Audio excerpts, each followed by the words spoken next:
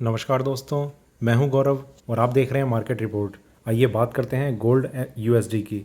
दोस्तों, अभी आपकी स्क्रीन के सामने एक गोल्ड यूएसडी का चार्ट है जिसमें मैंने 5 मिनट के टाइम फ्रेम को लगाया हुआ है और इसमें जिस तरीके की मूवमेंट लास्ट ट्रेडिंग सेशन में रही और पिछले पूरे हफ्ते हमने जो ट्रेडिंग सिनेरियो देखा है गोल्ड यूएसडी में, उसको देखते हुए हम ये समझने की कोशिश करेंगे कि आने वाले टाइम में, आने वाले सेशन में वो कौन से प्राइस लेवल हैं जो इसमें सपोर्ट और रेजिस्टेंस का काम करेंगे और उन्हें देखते हुए हमारा आगे का क्या व्यू है। क्या हमें बाइंग करनी चाहिए, सेलिंग करनी चाहिए या थोड़ा सा वेट करना चाहिए किसी भी ट्रेड में एंटर करने से पहले। तो आइए शुरू करते हैं 5 मिनट के टाइम फ्रेम पे गोल्ड यूएसडी का चार्ट। दोस्तों, लास्ट ट्रेडिंग सेशन में हमने देखा कि मार्केट एक बहुत छोटी सी रेंज को लेके कंटिन्यू किए हुए था फ्राइडे के सेशन में, और जैसे ही मार्केट ने इवनिंग सेशन को स्टार्ट किया तो मार्केट में एक ज़बरदस्त जंप ऊपर की साइड लगी और प्राइसेस जो थे वो ऊपर की तरफ होल्ड होने लग गए। ये सबसे इम्पॉर्टेंट चीज़ थी कि प्राइसेस जो हैं वो ऊपर होल्ड हो रहे हैं। 1796 के अराउंड तक का कुछ इसमें हाई लगा, वहाँ से प्राइसेस में थोड़ी सी एक करेक्शन देखी गई और प्राइसेस वहीं कहीं होल्ड होकर क्लोज हो गया मार्केट। 1891 के आसपास मार्केट ने अपनी क्लोजिंग दिखाई, एक अच्छी स्ट्रेंथ दिखाई इंट्राडे में, और उसके बाद मार्केट ने उस स्ट्रेंथ को होल्ड करने की पूरी कोशिश करी है। कोई बहुत मेजर करेक्शन जैसा वहाँ से कुछ नहीं आया, पर एक चीज़ ज़रूर थी कि मार्केट ने जो स्ट्रेंथ दिखाई थी, देखिए अगर फ्राइडे ना होता तो वहाँ पर चांसेस इस चीज़ के काफ़ी ज़्यादा बढ़ जाते कि मार्केट में सेलिंग के ऑप्शंस खुल जाते, क्योंकि मार्केट आगे को कंटिन्यू रहता और मार्केट में वहाँ से एक सेलिंग इसलिए बन सकती थी क्योंकि इंट्राडे में एक ओवरबॉट सिचुएशन में मार्केट ट्रेड कर रहा था। पर जब भी कभी ऐसा हो कि हमारे पास टाइम कम है या वीकली क्लोजिंग होने वाली है तो मार्केट कई बार उस पोजीशन को होल्ड करने की कोशिश करता है। सेम चीज़ हमने फ्राइडे के सेशन में देखी, यहाँ से यहाँ तक मार्केट आया, बहुत अच्छी स्ट्रेंथ दिखाई, ओवरबॉट कंडीशन में था, पर फिर भी मार्केट में कोई करेक्शन देखने को नहीं मिली। और थोड़ा सा आगे चलते हैं 15 मिनट के टाइम फ्रेम पे, वहाँ देखते हैं कि क्या व्यू नज़र आ रहा है। 15 मिनट के सेशन पे अगर हम देखें तो यहाँ पर मार्केट काफ़ी वॉलेटाइल रहा है। पिछले 2 ट्रेडिंग सेशन में मार्केट ने एक ज़बरदस्त करेक्शन दिखाई जिसमें प्राइसेस काफ़ी नीचे आए और यहाँ पर इसने 1855 के आसपास का एक लो प्राइस टच किया और उसके बाद से मार्केट में जो स्ट्रेंथ मिली है उसमें भी जो स्ट्रेंथ है वो इसे 1895-96 के लेवल पे एक हाई प्राइस इसने टच कर दिया। यहाँ पर हम देखेंगे जो डाउन साइड आई है वो मार्केट में 1910 के आसपास से शायद कहीं से आई है और 1855 का एक लो प्राइस टच किया। जो स्ट्रेंथ आई है वो यहाँ से लेकर 1895 तक आई है। आगे किस तरीके का बिहेवियर रह सकता है मार्केट का, उसको लेकर थोड़ा हमें समझना होगा। तो फिलहाल एक बहुत ही ज़्यादा वॉलेटाइल सेशन रहा था लास्ट वीक, आखिरी के 2 सेशन। अभी आने वाले टाइम में इतना वॉलेटाइल रहने की तो एक्सपेक्टेशन नहीं है, पर मार्केट में थोड़ा सा फिर भी ध्यान से ट्रेड करने की ज़रूरत है। वो वैसे हमेशा होती है, पर अभी क्योंकि ज़्यादा वॉलेटाइल है मार्केट, अपनी एक जिस ट्रेंड को फॉलो करने की कोशिश करेगा उससे पहले थोड़ा सा हमें संभल के ट्रेड करने की ज़रूरत है। आगे चलते हैं 1 घंटे के टाइम फ्रेम पे, वहाँ देखते हैं कि क्या व्यू नज़र आ रहा है। यहाँ पर अगर हम देखें तो प्राइसेस में एक कंसोलिडेशन चल रहा था, ऊपर ही होल्ड हो रखे थे 1900 के ऊपर। बहुत स्ट्रांगली इसने अपने आप को होल्ड करने की कोशिश करी। वहाँ से मार्केट में जो सेलिंग आई है उसने 1855 का एक लो प्राइस टच करके एक फ्राइडे को स्ट्रेंथ दिखाई है, 1896 के प्राइस को टच किया। और यहाँ पर देखिए इंट्राडे में गोल्ड के प्राइसेस में एक स्ट्रेंथ बनी हुई है, इसमें कोई डाउट नहीं है। तो कोई भी सेलिंग अगर आप करने का सोच रहे हैं तो थोड़ा सा मैं ये समझता हूँ कि आपको वेट करना चाहिए। या तो मार्केट को आप कंसोलिडेट करने दें या फिर एक बेटर प्राइस का थोड़ा सा वेट करें, या फिर मार्केट जब नीचे जा रहा हो तो मार्केट में नीचे जाते हुए जब ट्रेंड थोड़ा सा फिर से कंफर्म हो जाए कि प्राइसेस में एक सेलिंग बन रही है तो हम वहाँ पर शॉर्ट सेलिंग की एंट्री ले सकते हैं। अदरवाइज़ अगर लॉन्ग पोजीशन की हम एंट्री लेते हैं तो क्या स्टॉप लॉस होगा उसे हम कंसिडर करेंगे, और कौन कौन सा स्टॉप लॉस किस तरीके से हम समझ सकते हैं उस पर भी हम बात करेंगे।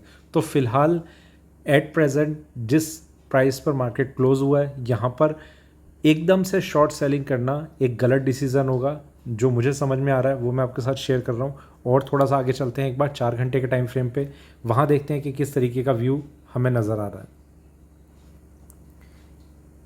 4 घंटे के टाइम फ्रेम पे अगर हम बात करें तो प्राइसेस में एक सेलिंग, वहाँ से स्ट्रेंथ, फिर थोड़ी सी सेलिंग, फिर उस स्ट्रेंथ को कंटिन्यू करके रखा और धीरे धीरे प्राइसेस जो था एक कंसिस्टेंसी के साथ ऊपर की तरफ बढ़ते जा रहे थे। यहाँ पर इसमें एक अच्छी सेलिंग दिखाई है जो बहुत टाइम बाद आई है इतनी सेलिंग। यहाँ अगर हम बात करें तो ये हम देख रहे हैं कि अप्रैल से पूरे मई में कोई भी सेलिंग सिंगल डे में इस तरीके की नहीं आई और उसके साथ साथ एक रिकवरी, ये दोनों की दोनों चीज़ें लगातार हुई हैं। पहले सेलिंग फिर मार्केट में बाइंग, और इससे पहले के जितने भी सेशन हमने पूरा मई का महीना देखा मार्केट में कुछ भी इतना ज़्यादा वॉलेटाइल सेशन नहीं रहा। प्राइसेस जो थे वो धीरे धीरे अपने आप को ऊपर की तरफ ले जा रहे थे, तो वहाँ पर एक स्टेबिलिटी थी। वो स्टेबिलिटी अब कहीं ना कहीं थोड़ी सी डगमगाई हुई नज़र आ रही है और प्राइसेस थोड़ा सा नीचे जाने की कोशिश करी, फिर रिकवरी आई। दोनों चीज़ें में एक कन्फ्यूजन है कि मार्केट में करेक्शन भी आई है और रिकवरी भी आई है। हम क्या करें? एंड में क्वेश्चन एक ही है कि करना क्या चाहिए। ठीक है, मार्केट हमारे सामने है ही।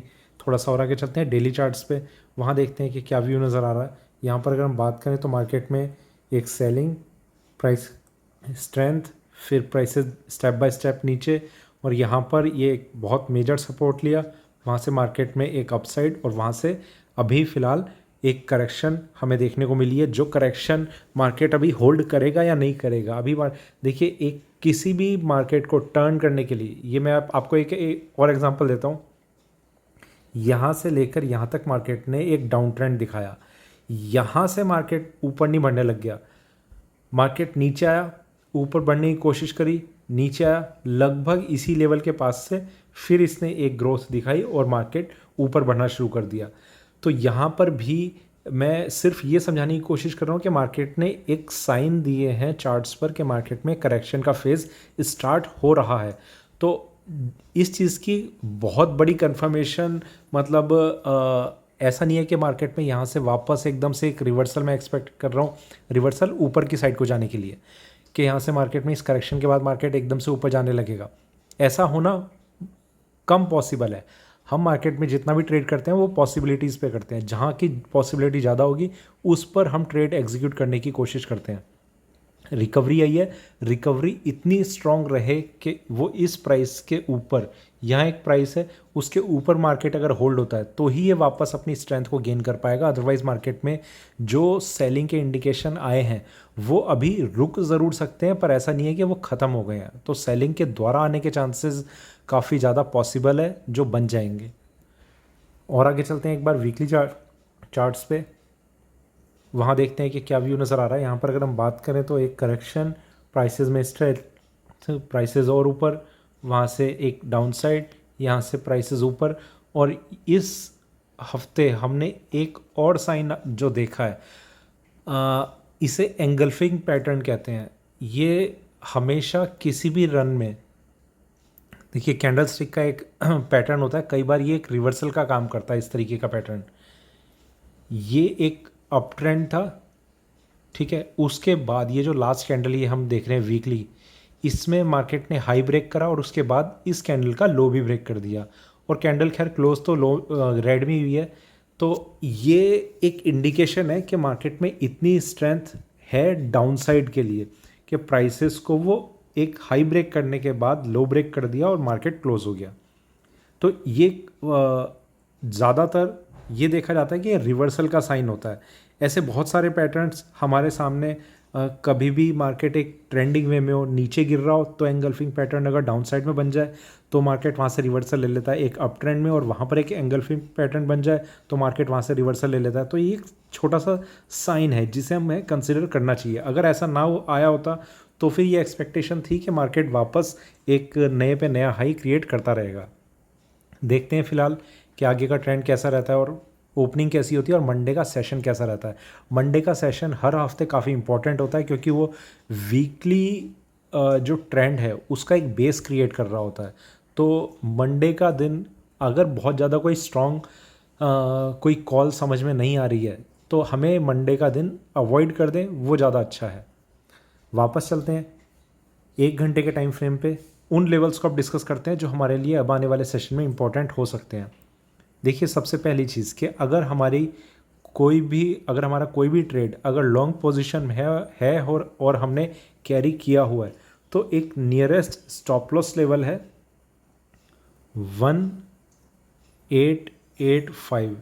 मार्केट अगर इसके नीचे सस्टेन कर जाता है, यहाँ कहीं होगा, अगर इसके नीचे सस्टेन कर जाता है तो मार्केट में एक थोड़े से साइन इस चीज़ के आ जाएंगे कि उसके 72-73 तक के आने के एक्सपेक्टेशन बन जाएगी।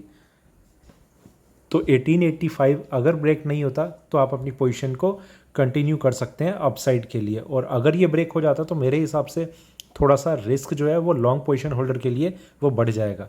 सेलर्स किस तरीके से कर सकते हैं? देखिए, सेलर्स को मैं अभी ये एडवाइस नहीं देता कि इस पोजीशन पे करंट सिनेरियो को देखते हुए वो यहाँ पर मार्केट में कोई भी सेलिंग की पोजीशन ले। उनके लिए भी यही है कि जब तक मार्केट में 1885 ब्रेक नहीं होता तब तक वो कोई भी सेलिंग की पोजीशन लेने की कोशिश ना करें।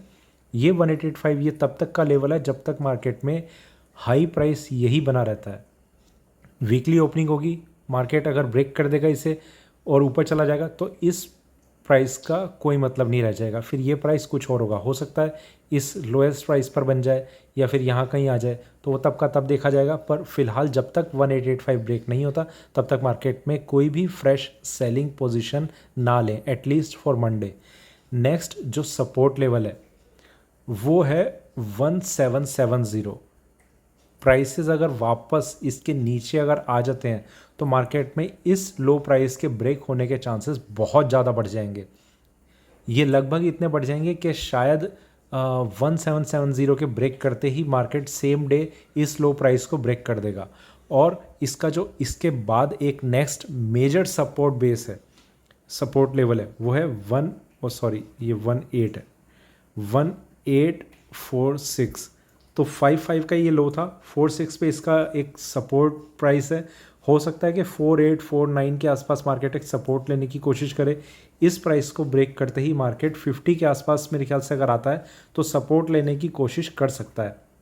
वो एक अच्छा प्राइस रह सकता है अगर हम वहाँ पर कुछ ऐसा सोचें कि मार्केट में थोड़ा सा एक रिकवरी आ सकती है। पर वो भी इस चीज़ को कंसिडर करते हुए कि 1846 के नीचे मार्केट सस्टेन कर तो नहीं रहा। अगर सस्टेन कर रहा होगा तो हमें उस पोजीशन को भी होल्ड नहीं करना चाहिए। 1846 के बाद मार्केट में और भी नीचे के लेवल्स हैं जिसमें एक लास्ट सपोर्ट प्राइस रहेगा 1806 पे।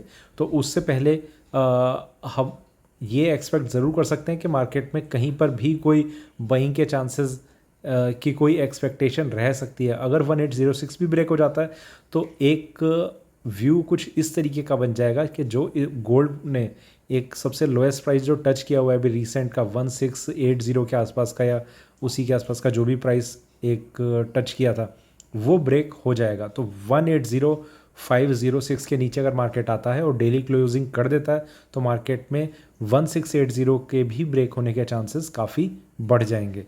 पर इंट्राडे के लिए ये कुछ लेवल्स हैं और एक लेवल और कि मार्केट अगर ऊपर में जाता है तो 1920 इसके ऊपर मार्केट का सस्टेन करना ही मार्केट में एक स्ट्रेंथ बना पाएगा। सिर्फ इतना नहीं है कि इस हाई को मार्केट ब्रेक करे, यही हम कंसिडर करेंगे। ये 1916 का शायद हाई था, तो 1920 के ऊपर आकर अगर अपने आप को सस्टेन करता है तो ही इसमें एक मेजर स्ट्रेंथ बन पाएगी जो प्राइसेस को और ऊपर की तरफ खींच के ले जाएगी। हो सकता है कि फिर 1950 तक के लेवल्स हमारे सामने आने लग जाएं। तो ये कुछ लेवल्स हैं जिसकी इंपॉर्टेंस जिस तरीके से है वो मैंने आपके साथ शेयर करी। तो ये था मेरा गोल्ड यूएसडी पे अभी का वीडियो अच्छा लगे तो लाइक करें, शेयर करें, बने रहें मेरे साथ, देखते रहिए मार्केट रिपोर्ट। धन्यवाद।